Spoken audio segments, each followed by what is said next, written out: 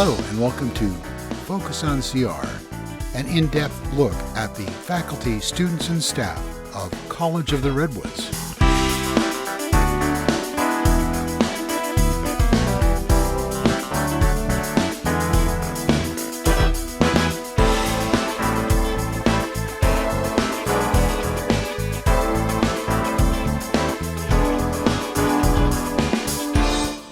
Hello and welcome to Focus on CR.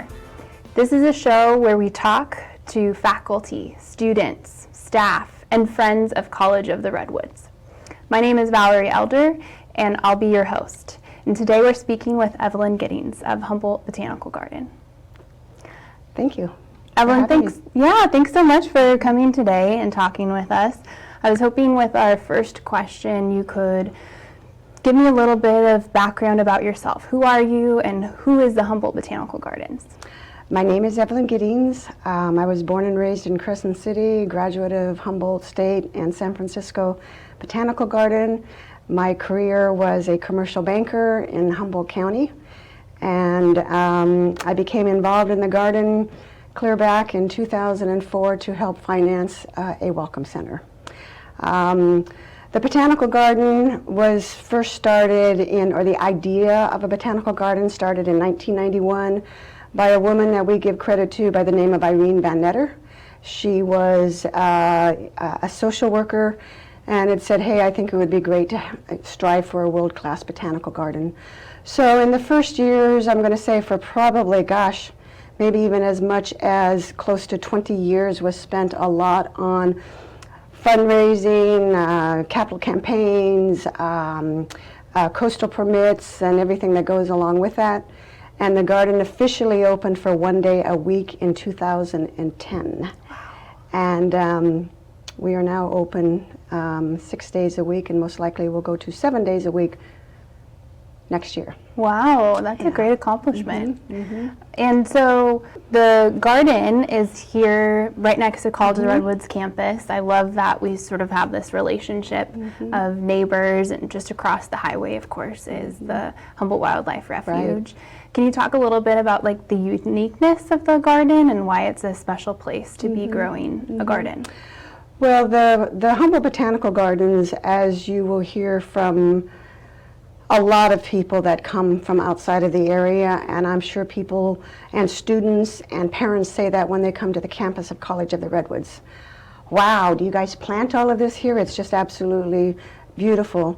And from my understanding is the College of the Redwoods and the Botanical Garden entered into an MOU, I'm going to say clear back in 1992, as the Botanical Garden was going through the entire county looking for a place for a botanical garden. So they looked at Sequoia. There were going to be like 3 or 4 botanical gardens scattered throughout Humboldt Botanical Garden. They were looking at the Sequoia Zoo, a quarry in Trinidad, and so on and so forth. And then it became known that there was some land here at College of the Redwoods that was in an earthquake zone. And the 44.5 acres perhaps became available to the botanical gardens to lease. And so I believe it was in 1992 that the then people from the botanical garden approached College of the Redwoods and said, hey, what do you think of this idea? And over the next couple of years, they continued to work on that and fundraising. And College of the Redwoods came back and said, yes, that they thought that would be a good idea, but we must come up with a master plan within a 2-year time period. And I want to say it was August of 2007 when the master plan was completed, and there was a lot of hoopla in the community about a new botanical garden out at College of the Redwoods. And that is how the relationship between College of the Redwoods and the Humboldt Botanical Gardens began. Just very quickly, since that time, when you look at where the Humboldt Botanical Garden is, College of the Redwoods, and the Wildlife Refuge, we have met before with those in the tourism, the Humboldt Lodging Alliance, and others when we look at fundraising, and what a unique opportunity that we have to provide our own little region here in this area for the tourists and the community to come to. I'm sure that you've been out to the Humboldt Wildlife Refuge as well. If you ever go out there, look back at how it's nestled back, the College of the Redwoods and the Botanical Gardens, and it's beautiful. It's really its own microclimates, and it's absolutely awesome. And as you very well know too, we share the same forests, and so there's just a tremendous amount of opportunity that we feel that we share with the College of the Redwoods. Yeah, Evelyn, it's such a special place for our community. Can you talk a little bit about what type of events happen at the gardens, maybe the seasonality of the gardens, and when people are there, what are they doing there? What's that experience like? It's interesting. We are, what I'm going to say, getting back to whatever normal is after the, after the pandemic. The events we had prior to the pandemic, we had weddings, we had our annual plant sale, which is usually the first weekend in March.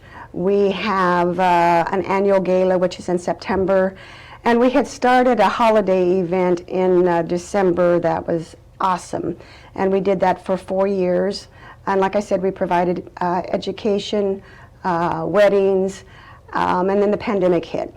And so, of course, we didn't do any of that, at least for the first year, and no galas for several years. But what we did provide during that time period was 44.5 acres where the community could come to. And if you remember at that time, we had to have masking rules and make sure that if somebody comes in the same car that, we're going to make sure. And I remember our first gala that we were going to have afterwards, we would even put, here's a 6-foot circle because we had artists in there, as well. So where are we at now with some of our events? We have started our plant sales again. Our first gala again was last year. This was our second gala. And we started a music series which has just been a huge success. And we expanded that to the first and third Sundays of the month from June through October. And one of the real pluses of the pandemic, and not only here, because sometimes I think we take for granted the beauty and the outdoors that we live in, but when tourism started back in, outdoor spaces are literally to die for. So I think that was a real plus. It was helpful with memberships. It was helpful for an appreciation of the outdoors. And that is good. We're not quite back where we want to be with our events. We are going to start again with some weddings, and we also are hopeful for next year to also start on our holiday event. And for those that don't know, admission is free to all of the students from College of the Redwoods and the faculty and staff. And there's a lot of educational classes that are done also at the Botanical Garden, which we love since we are into education and science, so it's great. Yeah, it's been a wonderful learning laboratory for our students. We have some trail students in our forestry program that have been helping with some projects out there. Absolutely. There's a great trail which is called the Water Tank Trail. The water tanks are not there anymore. They've been torn down. But they did, along with Dennis Houghton, who is now, I believe, here working with the college. And he also works with us for one day a week on our trail system as well. And those trails, I think, as you know as well, are becoming so very popular. So yes, it's an exquisite, very unique environment. And Evelyn, you've talked about a lot of accomplishments with the gardens and its role in our community, but what are you most proud of? What do you think is the most important accomplishment you can list from your time at the gardens? For myself and the involvement with it, when I became involved in it in the garden, we didn't have the gardens built out yet. And we didn't have any money. And we found ourselves in a situation that some of the hardscape was in some of the garden, but in some of the others. And there was a very large grant that was going to be available through the state of California. I think it was the Zeeberg Act that was $4 million and was going to pay for a lot of our infrastructure and parking lots and lights and so on and so forth. And for whatever happened, those monies went away. So we found ourselves, without the money to build on that. And so we started by, Peter Santino had said in He had planted All Happy Now, so if you have not been to the earth sculpture, it's very unique. It's the only one of its kind in the entire world. And so he made the decision and said, hey, well, I'm going to have a grand opening of this, or let's have a grand opening of this in May of 2008. And we did, and it gave us the inspiration, and like, we're going to go for the others. And so we said to the world, or the community, that we're going to have a grand opening of the Lost Coast Native Plant Garden. And we had some white mulch that had been, after the hardscape was put in December of 2005, actually 2006, I think it was Louisiana Pacific had some mulch that they said that they would put out there that would help with the erosion. And what we learned, that it ended up after a couple of years of not being a really good thing. Some of the plants were killed. But anyway, we had committed to the community that we were going to have a grand opening. And it brought a lot of the people who had been involved with the botanical gardens together. And by that September of 2008, we had a grand opening of the Lost Coast Brewery Native Plant Garden. And from there, we went on to the grand opening of the Dedekind Ornamental Terrace Garden. And the gardens have continued to grow. And I think what has given me the greatest pleasure is when you work within a community and you get, and I'll quote Justin Zabel from Mercer Fraser, and they have been unbelievable for their support and help. We wouldn't be where we're at without Mercer Fraser. And what gave them and Justin Zabel pleasure was, when you get all people from the community, from all walks of life, if you don't have money, you have your time that you can give, and it really brought everybody together. And for me, that has been the best as far as watching the garden grow. And I can see that continuing with, partnerships and relationship, with College of the Redwoods. It's a good project to be involved in. When you think of, how do you spend your time or what you're involved in, it's a very positive thing. And the gardens, we're very, very proud that the gardens are not political. There's something about when you go into the garden, you're not talking about what's happened in politics. It's very, it's almost spiritual. It's very calming. We've worked with a lot of disadvantaged people in our community, and it's a healing process. So there's something very good about the outdoors and being a part of that really makes you feel good. When I was in the banking world and I took on the position of the regional banking, commercial banking manager for Umpqua Bank, and then we had a crash in the market, and I found a lot of solace and a lot of, I could figure out what we were going to do by, getting your hands in the dirt and working out there. So there's a connection that you feel with, the outdoors. So for me, that's been a very good thing in my life. That's wonderful. It's an inspiring story to hear about starting the garden, fundraising, growing that space, and then growing a space that people in the community can go to improve upon their lives. And it's a very generous group of donors and volunteers that contribute to the gardens. What does the volunteer base look like now? We have about, I would say about 100 volunteers. The majority of them are very dedicated, and that creates opportunities and weaknesses is not the right word, challenges, I suppose, because we have a master plan that we really adhere to. And there's a process that you have to go through if you're going to change the master plan. One can make the argument of why it should be changed, or let's not have our native plants in this region, but let's use this region because of these reasons, and can go through a process. And so when you have very passionate volunteer curators, they're very passionate, and one of the things that we have to tell ourselves over and over, and I'll speak for myself, is you always have to think about what's best for the garden and take your own feelings out of it and not take it personal. So we have, right now we just hired, we have not had an office administrator or office person since the pandemic. And so our board members and volunteers have been doing a lot of that. Our membership has grown to 1,600. Of that is about 150 of them are dogs. So we will have 5 full-time staff, and then there's, a day a week here and a day a week here, but everybody else in that garden are volunteers. And we'll most likely keep that way for the next little bit. Our goal is to have an executive director maybe in the next 2 years. One of the things that we just added, which has just been awesome, is in our growth and where we're going is adding an additional position at the garden to really be a greater position than what we've had before, and that's the garden operations manager.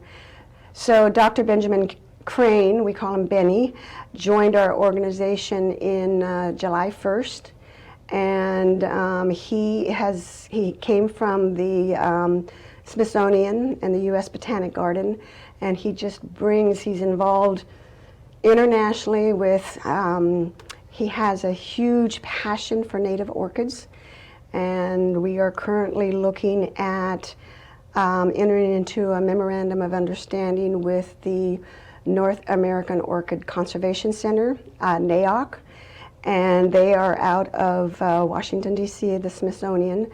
And I don't know if you knew this, I knew very little about orchids other than having a beautiful orchid that somebody might give me that they got from Safeway or someplace, but really knew nothing about orchids. And I've been learning more and more about orchids, and they are an endangered species. And I don't know if you knew that Humboldt County has the largest number of native orchids in all of California. And so our partnership with NAOC would be to establish presence in California. The growing climate that we have here in Humboldt County is perfect. And in fact, as we're speaking, Benny, or Dr. Benjamin Crane, is meeting with Cal Poly and a group of people at Cal Poly. And I know we've talked here that we would like to also then continue that partnership with College of the Redwoods. And in our new space over at the Forum here, which we're really excited about, we're looking at internships and really getting into the science and education of biology. So very, very excited about that. But all of this growth that we're going to have is going to be from volunteers. So when you're asking about volunteers, that's huge. That's huge for us. Right now, we're working on our education program, and College of the Redwoods has just been a great partner for us. We don't have buildings yet, so it's difficult to do presentations and education, particularly in the wintertime. We were using the Creative Arts Building, but as we know, the Creative Arts Building is not there. But we have a space here in the Humanities Building that our education program will start up again in January. And then we're also looking for, and I think I can announce this as well, and it's pretty exciting. I don't know how it's going to go, but we've waited forever for a bathroom, forever. I think we've been working with College of the Redwoods for the last 6 years. And in our lease, we were to hook up to the Creative Arts Building, but because the Creative Arts Building was going away, it just created some other issues that had to be resolved, and we were able to resolve those, put in the 880-foot line over behind there, and we're getting ready to go out for our capital campaign and for the bathroom, and we are most likely going to enter into a memorandum of understanding with the college for your construction technology group to not only build our bathroom, but to also build the Welcome Center. So we're very, very excited about the possibility of, working with the trades here at College of the Redwoods, because the trades have been growing and there's a huge need for those, as we all know in Humboldt County. So, I mean, it's huge for us. But I just talked to Dr. Flamer a couple of days ago. Can you see any reason why we would not want to do this? He thinks it would be a super idea. And then I just talked to Derek Glavage earlier today, and we're going to get together as far as, what are the key things that we need to figure out here while we move forward. So it's just a lot of very, very exciting things that are going on. And we're looking for, new board members. I just met with a board member this morning. A lot of people are excited about, I'm going to say the partnership, this region. I believe that the Pacific Coast, isn't the trail also going to be coming up to College of the Redwoods? So we're really hoping that we can be a part of that as well. Is there a way to come to the Botanical Garden and everybody can explore the trails and, the beauty of this region? Yeah, so many partnerships, right? That it seems like the perfect opportunity for those construction students to be part of this new chapter for the garden, and with plans with the Humboldt Bay Trail, eventually connecting to the college and the gardens. The gardens just really seem to represent this connectivity in our community. That's wonderful, Evelyn. So you mentioned some educational opportunities that'll be starting in January. How would people find out more information about those opportunities? How could they join in on them? Who's going to be the first speaker? I don't know. In fact, I just talked to Benny this morning, and he's working with one of our volunteer curators, June Walsh. I know that she's very excited. Somewhere along the line there will be mycology, which I believe is the teacher here Maria, at college. Yeah, that's wonderful. She's taught those before, and she's very, very, she's awesome.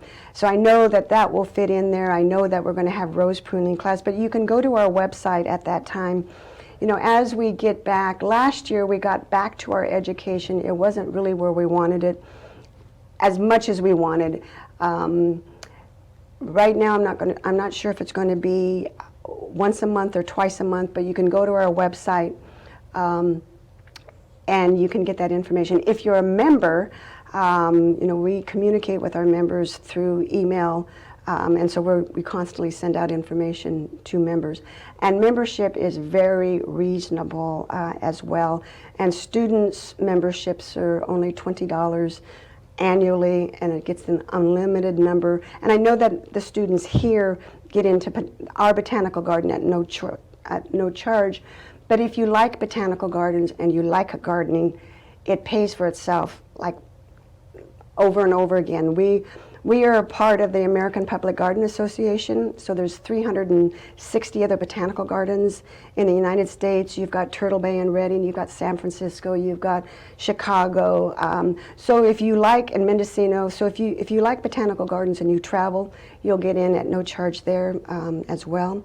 If you like to garden and you have a garden at home, 10% off at most all of the nurseries. And then you get first pick at our plant sales, and you get in free to all of the music series. So it's a really, really good value. We're thinking about having Cal Poly students also, free to the garden. It's very good, and we're trying to get younger people more and more involved. And I think the younger people it's important to them. Thank you. Well, Evelyn, that's about all that we have time for today, leaving us with some inspiration of how to get involved in the gardens and upcoming events and different things like that. I'd really like to thank you for participating in this interview.